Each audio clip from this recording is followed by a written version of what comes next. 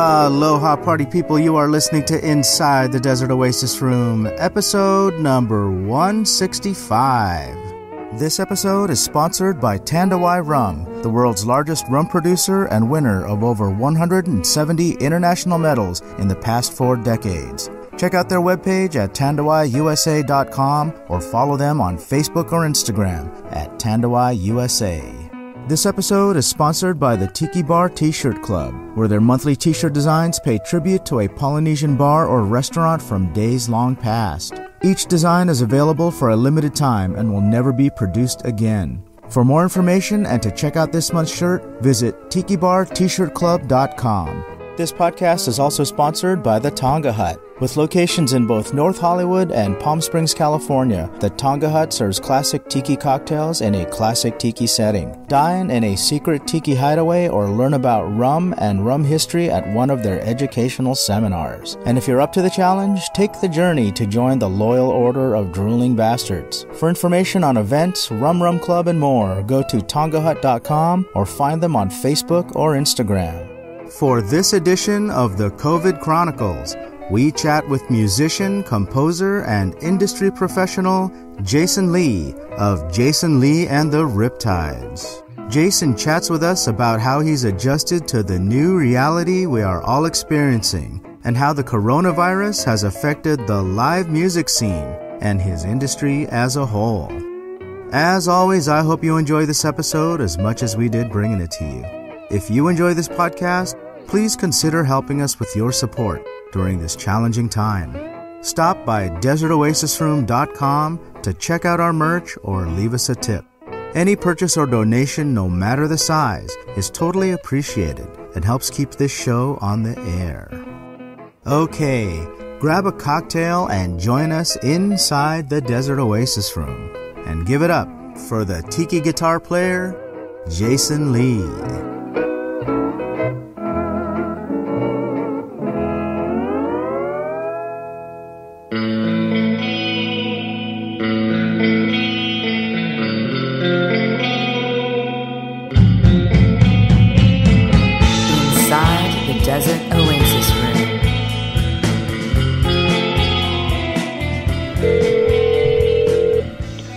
Hello, Adrian. Can you hear me? Yes, sir. How you doing, Jason? I'm doing good. I'm just on a little headset thing. I thought that'd make it a little easier. And so am I. Oh, good. You sound great. How modern of us. I know, right? Yeah, we're so tiki. Totally. So how's everything going with you in this crazy, weird time that we're going through? Yeah. I think you obviously know where we live. Yeah. So it's a ghost town for sure, which is a good thing. It's just as far as people trying to do their part, but yeah, definitely different out here. I'm on the bike every morning, and there's no cars to buzz me by, or anything like that. So you notice a reduction in traffic. I still do a 3+ mile walk every day, and it looks kind of the same to me out there as far as road traffic. I mean, as maybe commuter traffic has decreased, but since I work from home, I don't see that, But I did notice a lot more foot traffic with people, walking, riding their bikes, walking dogs, being out there with their kids. Yeah, it's kind of cool, right? Because it takes something that's this serious to then maybe get a family to finally stop and realize that their child's media device isn't the babysitter. And maybe for one time in, I don't know how long, let's say a family strives for like 3 weeks to be able to do that. Maybe they can do it every day now, where they have the dog, they have their 2 kids, and I don't know. I like it in a weird way, because it's kind of like it shows us how overly connected that we were. And I'm on the bike every morning, so I have that. I like that no windshield feeling. That's like an effect that you get. You get that too, because if you're walking 3 miles, you're having a way more natural like scenery around you, and we don't think we're just bulletproof behind this 3-ton automobile that we're like limitless. Well, I'm thinking about getting myself a bike similar to yours, but not probably as expensive. I don't expect to be riding it as seriously as you ride yours, but sure. I do feel like a change of scenery would be nice, because I've been walking the same path for probably 5-6 years, and not even exactly the same path, but the same area, and I mix it up. But getting on a bike would be nice to go further and see something different, But it does kind of scare me, to be honest with you. When you're on the street with a bike like that, there are idiots who don't care. Oh, I've seen it all to the nth degree, unfortunately. And yeah, you do get a little bit of a perspective when you get very comfortable, especially if you race, like I was, and you're just shoulder to shoulder with guys all the time. You get very numb. Yeah, you get very numb to that, and so you think you're invincible, and then every day you think you're invincible, and sure enough, if you're doing what I'm doing, to be fair, like going down mountainsides and things like that, there's going to be a driver that's going to hit your elbow with his mirror. And that will totally change you for about a week. Oh, my God, that's too scary. That's just a scary thought. But there's also the guys that maybe have a resentment for guys on bicycles, and they kind of want to send you a message to scoot over or something, right? Yeah, and that can be a scary thing, because my team, I serve on the board of directors for my team, and then we, for the latter part of, I think, 8 years, have a board member that also serves on the Carlsbad City Council, and he's there to help with advocacy in general. Right. So that could be with pedestrians, and unfortunately, we've had to help in court situations and things like that last year with someone that, when it went to court, the gentleman wanted to lash out at a cyclist for no reason other than built up angst over the years. Yeah. And this cyclist was just the unlucky person that day. Wrong place at the wrong time. And that driver just took it out on him. Yep. So it's a real thing. It and I get it. I have I've done business in the music industry with a lot of people that just don't know, because I don't bring it up for months of working with them, that's what I do all the time. That's just on my own. That's my way of like dealing with my anxiety. It's great for fitness. I have to do it for my health, or I have to go on medication. Sure. But at the same time, like 3 months into a music business relationship, someone could say, "Oh, and F all those cyclists," and then the other musician in the room will go, "Oh, wrong guy. Don't say that. Don't say that to him." What do you mean? They're all assholes. Well, yeah. You've been working with one for months. Yeah. Wow. So, dude, you had sent me a note about recording for the podcast during this crazy time, and part of that note you sent to me was, "Hey, I'm free anytime. All my gigs have been canceled." Yep.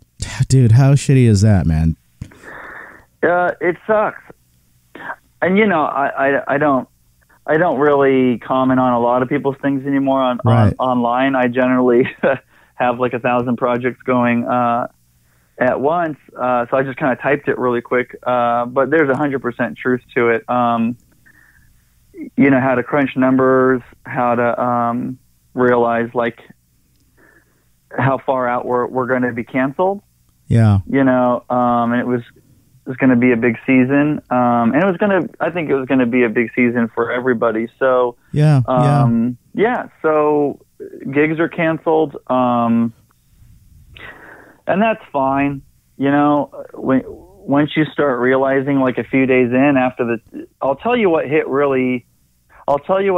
everybody big behind the scenes, Adrian, was a few weeks ago when the 250 cap was announced. That was the big one where you started realizing, well, wait a minute. Okay. Yeah, I won't have this one other gig then. Yeah, because you're a musician and you play big crowds. Yeah. So that does make a huge difference. Yeah, because what happens is you think of just the big one, right? You know, if you're looking inward on yourself, like as an artist, and all you were hopeful for was that next big one. So for me, I was on a 2-hour conference call with my sponsors to lock in Viva. We were going to be a last minute. We were the headliner at the Golden Tiki, and I was going to be teaching guitar the next day, and that was going to be my relaunch for the spring. So, 2-hour conference call, and then that ends at 2 p.m., I think, and then 4:30 p.m. the same day, the 250 cap thing comes in. Wow. And it's like crickets with everybody. Yeah. And so that's a lot of the things too that that some people might not think how much time goes into, like, let's say locking down a gig, right? It's all the work that goes into building it up. Sure. And honestly, like I'm fine with it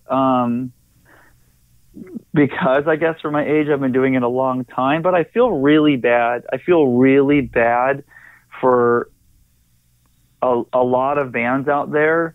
I can't name any, but there's got to be a lot of bands out there that they finally were going to get their chance to like play a bigger show. Yeah. Or they finally worked for like a year or two to land a contract, and then they finally get it. And then it's just like everything is put on hold. Yeah, yeah. And we know guys, too, that are full-time musicians, and they depend on those gigs for their income. And if they're not doing gigs, they're not making any money. I'm curious with you and your band, do you guys still continue to practice and write music and all that when you're not preparing for gigs? So, yeah, right. I think this is like a determining factor with a lot of teamwork and entities right now within all the bands that are out there. Is like, well, what do you do when everything is kind of flip-flopped around you? With the Riptides, we've just as a whole decided to like still not be in the same room all the time with each other during all this. Yeah, yeah. Try and respect the spatial awareness and stuff like that. I initially wanted to do a live performance, for free and put that up. But because our drummer's got his newborn and all that kind of stuff, you can't do that. Yeah. You guys are being so thoughtful about that. That's awesome. Yeah, and us, we're very family oriented. Sure, yeah. As a unit. So who am I to say that someone that I came in contact with won't affect, his newborn? So I get that. But yeah, we're definitely going to be, doing little sessions here and there to just send each other notes and keep things, moving forward. And I think what is going to happen, and I already know it's happening with all my other projects in Los Angeles, is that you're going to see, if and when we come out of all this stuff, everything's going to shift. It's sure. I look at it musically for like the music industry. It's going to be like the alternate 1985 and Back to the Future 2. Okay. I'm not saying it's bad. I'm not saying Biff's the president or anything like that. Right. I'm just saying that you look at it on this skewed timeline, where everything that you thought you could bank money on for music. So it's like, wow, that's a really good band. Wow. You could get the B-52s to play that event, and that event will sell out. I don't think you can say something like that right now, that a singular band now can just sell out an event off whimsy. Yeah. What's interesting to me is the thought that a break like this might actually break up bands that maybe they stayed together just because of gigs, and then this break made them realize that, like, yeah, you know what, I'm glad I'm not doing that anymore. And or with these guys or whatever, this combination, and when things start to pick back up, they choose to do something with other people instead. It changes the dynamic for those band members, right? Yeah, I think that's a great point. I mean, I'll give you an addition to that. Imagine if you're in a really hot spot in the metropolitan area. So let's just say DTLA, Gaslamp in San Diego, Packing District in Orange County. Mm-hmm. What if you're the band that's on contract for X amount of years at the restaurant that everyone wants to go to, and you play cover songs? Yeah, those are the type of bands that they're just there because they know the cover songs and it works for them. But they're generally there because they're getting good money each week because they're playing songs that everybody else knows. But they don't have anything else in their own team entity that's like emotionally invested. Right. And I think there's a that could be just an example of what might be considered like, okay, that's just a thing I was doing with those guys, but the money, just like you said, the money was good enough. But we're all doing different things now, so it's going to be interesting to see on that note things what's going change. to happen. I was also thinking today, you know how they're talking about like a quarantine generation. Oh yeah. Right. So right. 18 years, we can joke about how adults obviously were conceived from a particular 6 weeks or whatever. There was a meme saying that they'll be called the coronials. Perfect, right? The coronials, yeah. But there's, I don't know. There's a truth to it. I mean, there is a cycle of birth, right? Better times of the year for couples, yeah. But I think in a cool way, you're going to watch this old school thing that happens where the metal band, I'm just using them as an example, like the metal band, they have time now because they're not a security guard at Target. All right. And that's the inverse too, is that the people that have the time now to work on music, maybe they never had a chance to work on it, or maybe they had some kind of creative block, but now that they have time to work on that music, we might see a whole bunch of new styles of music we've never heard before. Yeah. I have a lot of clients that, they're bummed, and then 1 week, and then the next week they're excited because the one thing that was holding them back from just doing their own album at home was the time, and now there's like no excuses. Yeah, I mean, I get the health side of it, so that's fine. But I'm just, for example, like an average like 19 to 25-year-old metal band, they're not going to care. They just want to get in the room and finally get that and get that album out. Yeah. So I'm watching this kind of a cool shift of happening where there are these projects on the horizon that could never really get wrapped up. I know I'm doing it personally with my LA project, so that's a really good thing. We're thinking of extracurricular ways to keep media getting out there. So as somebody that works actually in the music industry as well, you work for a guitar maker. Yep. How have you seen this virus affect the industry in that way?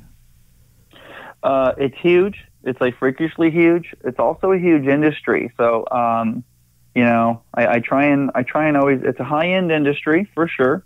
Okay. It's like the, Tesla end up, of equipment, for a lot of people. And, that's a tough thing too, because how do you, even if you're getting a stimulus or a percentage off of, let's just say, unemployment, how do you want to go spend money on a $3,000 guitar?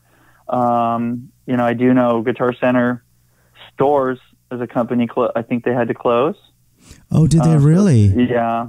Oh, wow. I didn't know that. Interesting. Mm-hmm. Wow. Yeah. Okay. And yeah, my company is on a extremely minimal skeleton crew, which I'm a part of. Okay. I'm glad to be a part of it. I'm working. I've got tomorrow off. I've got 4 days. I'm working like in the daytime, and I'm doing just quality control, and then working remotely. So I'm just taking in fielding clients from us and things like that, and helping with really deep customer service issues. Where, to be honest, like a month ago, I never even would have had the time to do that. I'm appointment only. Yeah, I'm appointment only, but getting back on track with that stuff, that industry is going to be affected in a big way.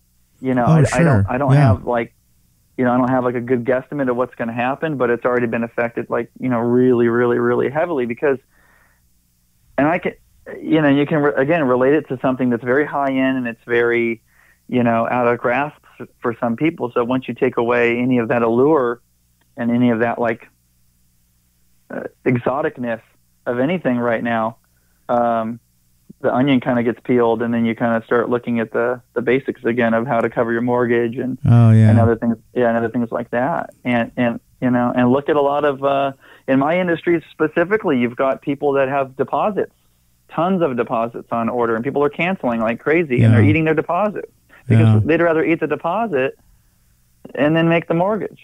Oh yeah, yeah. And so it's safe for me to assume then that you guys aren't getting any new orders right now, right? I mean, bands are, especially with the limit of how many people they want gathering, bands aren't performing anywhere. All right, you ready for a twist? Yeah, yeah. It's not what you'd think, at least as far as the private industry. Okay. Yeah. So us, Gibson, some of the bigger companies. There's the other side of it where people were already planning on closing their order, and they have nothing to do now, and all they want is their new guitar. Oh, really? Okay. And there's nothing more that would make them happier right now than to get their new guitar. And I the reason I had to bump our call to the time that we started was because I was on the phone with a guy in Australia. Oh, wow. Okay. Yeah, and he was just so happy that I could talk him through something, and he's so excited, and I'll be working with him next week. And so, yeah, it's like I said, that's the reason I can't guess. And I have grown up in that industry to the top degree, and I don't have, an answer what'll happen in a few months to the industry, but I definitely know that you've either got people that are finally going, well, shit, that was just icing on the cake in my life, or other people going, nope, that's what I need right now. I need my new tool. Right. I need my new instrument to help me make music to get me through this shit. Right. Yeah. What's the biggest thing that you've seen change since this virus came about, and then all the regulations behind everything that they've shut down? You mean, yeah, so you're talking like just domestically as a society, or musically as the industry? Just in your industry, as far as the professional instruments. Yeah, I think cleanliness, that's been a big thing. Yeah.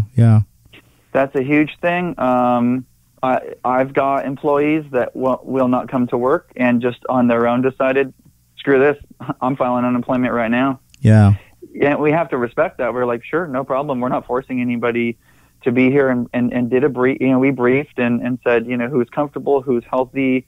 Obviously, we're going to completely change the way we worked, to where you've got plenty of space between everybody, and no one really is talking to each other. We're just doing what we do. Right. But yeah, I mean, you never know how that's going to change the way people produce guitars, because we're going on a different schedule right now too. How do you feel about the whole cleanliness thing? Because speaking for myself, I've stepped out a few times to pick up supplies. I'll run out of something and I'll go out, and like toilet paper's an example, right? So went to Smart & Final the other day, got a 4-pack of toilet paper. They're limiting it to one per, I don't know if it's one per family, one per person, but one per purchase, let's say that. And 4 rolls of toilet paper is not really going to last you very long, right? Yeah. But every time I go out there, I put a mask on, I put gloves on, I have a tub of Clorox wipes that I keep in my car, and I wipe everything down. And I'm actually a little bit paranoid to touch things when I'm out there. What are your thoughts about that? Has it changed you, or are you still pretty confident that it's not as widespread as the media is making it sound? Yeah, my opinion on it is that media is kind of a hype machine, to where I think if you feed off of it, it'll scare you a little bit. But at the same time, I 100% respect that it's out there, and I get into some, if I, Michelle and I are only going to a grocery store or something like twice a week at the most if we have to. Right. And that's because we live remote. So you remember where we live. So if we go out and then they don't have okay, I just got rice today. I'm so stoked to get rice. Yeah. And the Target here in North San Diego is like killing it right now on the cleanliness game. It's ridiculous. Yeah. I was going to say, I noticed that there are more stations that have the sterile wipes for people to just, pull a sterile wipe out and wipe down whatever it is that they're, if they're pushing a cart or they're holding a basket or, whatever. Yeah, it's neat. It's not neat, but it's a neat thing to see. Yeah. The detail. This Target was ridiculous, and this was only like an hour ago. It was so spot on that in the main big aisle of the store, that's where you line up to get in line to then see a cashier, or only limit 2 people to the self-checkout. And whenever anybody went to a cashier or the self-checkout, the station was completely wiped down before the next person could come. Oh, wow.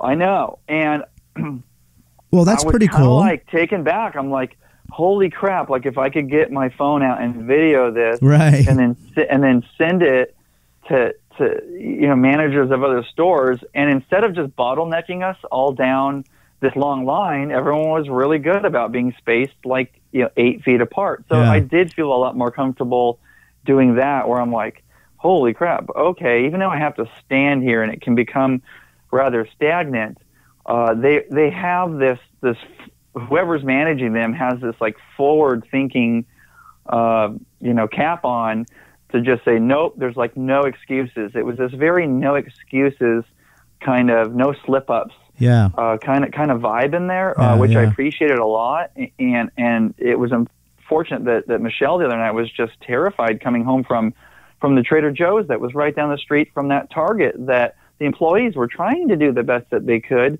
but they were completely overwhelmed with way too many customers and actually squeezing through. Imagine the term squeezing through right now. Can I just squeeze through? Yeah, I know, right? It's social distancing. Don't squeeze through me. Yeah, you creep. It's supposed to be 6 feet apart. Yeah, I mean, some of the places that I've seen are taping X's on the floor that are 6 feet apart, which helps, so people are reminded, don't stand too close together. And people are following that. But what's freaking me out is every once in a while we'll order something to go, and when we go pick it up, the workers that are back there cooking it, no gloves, no mask. The people that are at the register, no gloves, no mask. And I'm thinking, okay, you guys, you're in food service, first of all. So that should be something that you do every day, even when we're not in this pandemic, right? But when you consider how many people come in, they have the potential to be more of a carrier than you and I if we're staying home, because they're there every day, all day, and people come in to buy food and pick up their food and stuff, right? So that's kind of freaking me out a bit. I see too much of that, but, I guess also, for some people that if they're not used to wearing masks, it can get uncomfortable pretty quickly. And so they just want to take it off their face, right? But I seem to have gotten used to it whenever I go to a store, and it's not an unusual thing to, not everybody's wearing a mask, but it's not an unusual thing to see, half the store, half the people are wearing masks. So yeah, I think a third of Target this evening, minimum a third of them had masks on, and I respect that too. I'm just trying to keep my distance, and keep my sanity. Yeah. But obviously be more, be as protected as you're comfortable with being. Yeah. I'll tell you the silver lining to this is that I've probably never seen people as cordial as they are right now. Sure. Yeah. I noticed there's a lot more. I noticed that too. Yeah, there's just a little more cordialness, as if the same thing that's inside of you that wants you to open jump ahead of somebody to open the door for them. You're not going to go do that, but with the distance there, you're kind of like, okay, no, you're good over there. Let's have this conversation, but we can move on. So, have you picked up anything new since you've been staying home more often? Picked up a new hobby or done anything different? No, I still have a lot of music projects going on right now, which is weird, right? Like, you think you know me enough to know I've got about 10 fires I'm stoking all the time, and now seven of those fires have been put out, but I've still got 2 hands and 3 fires to work on. But at the same time, I've gotten we are working like crazy on the house. Okay, all right. So Michelle's home, like 100%. Doesn't have work in her industry in architecture. Right. Because she got the green light to continue with her projects, and you'd be pretty stoked, right? If you're like, okay, I can just work by myself in an office. There's nobody around. Sure. And then, sure enough, why can't they continue? Because the printer's shut down and they can't print any plans. Oh. So you forget about all these little things that are in different industries. Right. Everything's tied together. Yeah. So what are we doing? I'm check how cool this story is out. The Mikowskis that are really big in the tiki community down here. They're part of the SD Ohana group. Jill and Mitch, amazing. Jill the other morning posted some 3 to 4 foot giant foxtail agave plants, just huge. Okay. And so she said, hey, if I got 5 of them, and whoever wants to get them, and they've been up here to the house, and I said, I want them. I'll get down there today, and I'll get them off you, because right now, with money being real tight, I could really use some new landscaping to work on the house. So I did it. I lugged them all, like 200 pounds each or something. And, holy moly. Well, they're all water. Oh, yeah. You're right. I never thought of that. So that's my whole project tomorrow. Wow. I'm just going to be digging and planting, and the more I can keep working on this property, the better, because like a month ago, I wouldn't have. Yeah, you have a beautiful home, man. So I'm sure that's going to really add to the way that it looks, especially where your home is located, up there on the hillside. Thank you. Yeah. It's going to look great. Yeah, do you remember when you were at the house and we're filming the music video? My hot rod almost hit your car? Yeah. That's where I'm planting them. Oh, really? Yeah, okay. So right when you come up the drive, and on your left-hand side where we use that like for extra parking, I'm going to completely make that dryscape area with about 20 feet of giant foxtail agave, which will look really nice. Very nice, very nice. Well, post pictures when that's done. I'd love to see it. Or if you don't want to post pictures, text them to me. I'd love to see it. So let me ask you a question. Sure. How's the bar? The bar is which bar are we talking about? The Desert Oasis room. Desert Oasis room is same. I mean, nothing really new.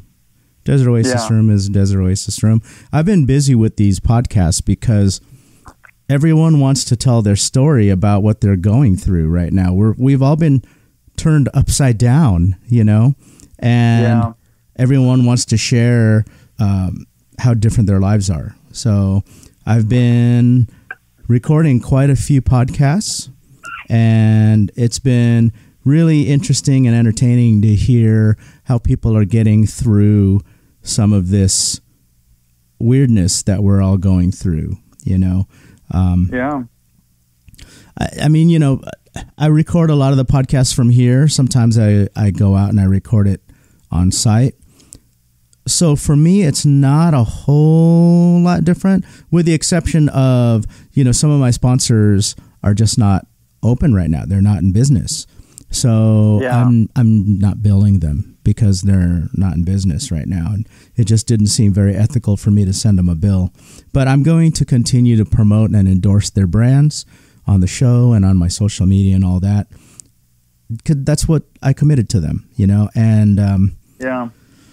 Hopefully we get through this sooner than later. I mean, not any sooner than we have to.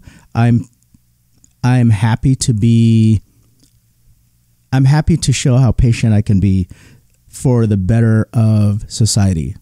So if we can finish this whole quarantine thing sooner, that'd be great. But if it has to take a little bit longer so that we ensure that we're all going to be healthy, then that's okay too. Yeah, but, everything's the same here. I just asked it in kind of a way where it's like, we're some of us are used to spaces, sure, that have like a hustle and bustle to them. Yeah, and there's some people are getting the boarded up vibes. I mean, I get out every day to do my walk, and that's routine for me. So I don't feel cooped up, if that's what you're getting at. Mm-hmm. I do want to get a bike, though, just because I'm just getting bored of the scenery. So that's all. But, can talk next week. I'll just give you some tips and minimums to get, but without getting too crazy. You don't have to get crazy with it. You don't got to buy everything.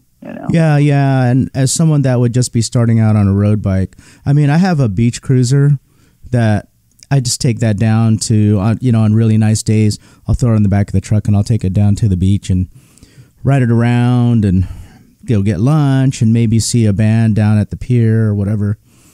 But I don't have anything that I could use to, really stay fit and just ride around here. You know what I mean? Yeah. I mean, I got to be honest with you. I mean, in this particular time when everyone is so hunkered down, I mean, I don't know if I didn't have cycling every morning, I'd probably just be a completely different person right now. Oh, yeah. Yeah. And I know I kind of come off like ignorant or naive to it, and I completely know what's going on, but I'm trying not to I just don't let it get the best of me, because the best of me is the worst of me. Does that make sense? Okay. Kind of not, but. Well, what I mean is, like, if I didn't have something physical in the morning to help just, kind of calm my nerves and work out. Oh, gotcha. Work the edge off, then I would be on the media all day. Yeah. And just really letting a lot of it get to me. But I really like Michael Osterholm, I believe his name is, on the Joe Rogan podcast last week. Uh-huh. He's a pretty foremost expert on the topic. Yep. Yeah. That was very helpful. Of the coronavirus. Very helpful episode. Yeah. Well, I'm trying to stay conscious of the time. I know that you had a small window, and I want to be respectful of that. So I want to say thank you for speaking with us on the podcast. And is there anything that you want to plug while I've got you on the phone?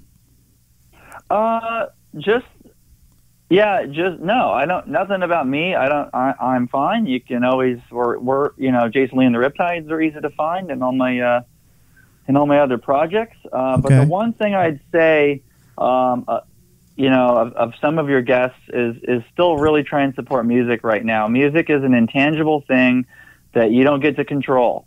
And that's great because, if you put something up for 40 seconds and 20 people get, a daily enjoyment out of that's a huge thing right now. That's something that we can really keep moving forward. And, if you do see an artist that's a 100% committed artist, that's, how they made their income, any little thing can help if they're putting up, Instagram live video performances and things like that. So, that's the one thing I'd love to leave you with is just remember how important music is to people. I've seen it at such a high degree in a loving way that just that no listeners will ever forget that we can't lose music in this time. It's a really powerful thing.